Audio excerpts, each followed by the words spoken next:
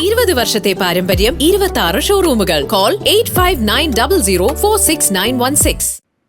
പേടിക്കപ്പള്ളി Ilahia law കോളേജിൽ ഭരണഘടനാ ദിനാഘോഷം സംഘടിപ്പിച്ചു. കേരള ഹൈക്കോടതി മുൻ ജഡ്ജി കെ സുരേന്ദ്രമോഹൻ ഉദ്ഘാടനം ചെയ്തു. പേടിക്കപ്പള്ളി ഇലാഹിയ ലോ കോളേജിൽ ഭരണഘടനാ ദിനാഘോഷത്തിന്റെ ഭാഗമായി ഏകദിന സെമിനാർ സംഘടിപ്പിച്ചു. കേരള ഹൈക്കോടതി മുൻ ജഡ്ജി കെ സുരേന്ദ്രമോഹൻ സെമിനാർ ഉദ്ഘാടനം ചെയ്തു. ഭരണഘടന എന്നത് സമൂഹത്തിന്റെ അഭിലാഷങ്ങളുടെ സാക്ഷാത്കാരമാണെന്നും അത് ചലനാത്മകമായി തുടരണമെന്നും കെ സുരേന്ദ്രമോഹൻ പറഞ്ഞു. See, no law that is static can endure such a long period of time. You must understand that every law should cater to the needs of the society.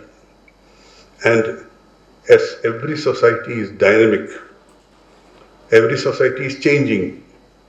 The needs are changing, aspirations are changing, the ambitions are changing. You know you are all called the Gen Z generation. We are the old generation. Then came the millennials. Even the millennials have become outmoded now, and you are the Gen Z.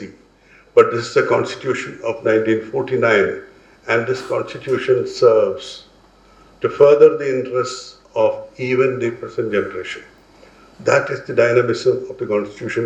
That is why we call our Constitution a living document, a living Constitution.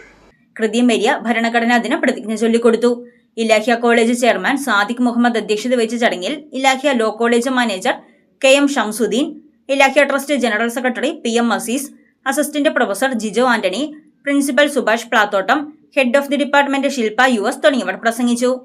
News desk Muvattupuzha news. അഹല്യയിലെ വിദഗ്ധരായ ഡോക്ടർമാരുടെ ചികിത്സ കൊണ്ട് എനിക്ക് എന്റെ കാഴ്ചശക്തി പൂർണ്ണമായും തിരിച്ചു കിട്ടി. ഇപ്പൊ എനിക്ക് ഈസിയായി വായിക്കാം. നേത്ര സംരക്ഷണത്തിന് നമ്മുടെ Ahalya. Ahalya foundation eye hospital, കേരളത്തിൽ എല്ലായിടത്തും.